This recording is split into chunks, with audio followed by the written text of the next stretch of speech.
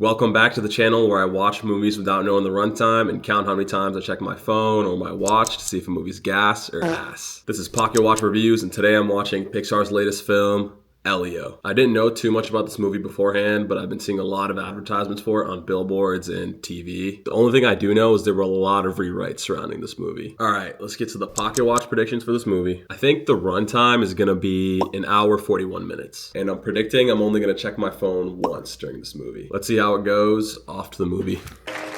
We come to this place for magic.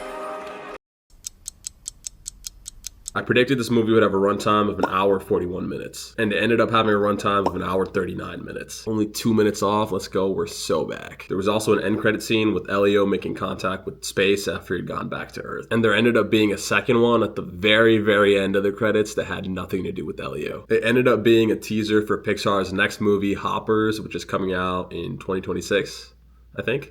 I also predicted I would only check the time once during this movie, and there only ended up being one check, so I was right. The only time I checked was about 50 minutes in, so about halfway through. It was when Gordon and Elio were just around the time when Elio and Gordon were just messing around, running through the Communiverse. Overall, I thought the pacing was okay, but I'm not gonna lie, the second act for me was very tough. Almost everyone else I went to go watch this movie with fell asleep at some point during it, and the closest I got to falling asleep in this movie was in the second act when Elio was already in space. To be fair, it was probably because we went to the last showing of Elio. That might have to be a new video series for me, watching movies sleep deprived and counting how many times I almost doze off or how many times I actually fall asleep. Outside of the pacing, I had some other issues, mainly with the animation and being able to feel how many times this movie went through rewrites. But I'm not gonna lie, I loved Gordon and I loved the Elio clone. The clone might be my favorite character in the whole movie. He was making me laugh every time he was on screen. The bit where he chopped off his finger was hysterical. I think in the third act especially, everything was firing on all cylinders and was easily the best section of the movie. And I think we can all agree that's way more satisfying than the movie starting out really hot and not being able to land the plane at the end. Although the box office for this movie does not reflect that at all. This is going down as the biggest flop in Pixar history. I think the biggest issue that caused this is the precedent that Pixar set of going straight to Disney Plus during COVID. It kind of set the expectation that you don't have to watch Pixar movies in theaters and you can just wait for them on Disney Plus. I would still recommend watching this movie, especially in theaters if you love space or your kids love space. I'm a big believer in voting. Oh my god, I can't. I'm a big believer in voting with your wallet, so if you like original movies and want to see more,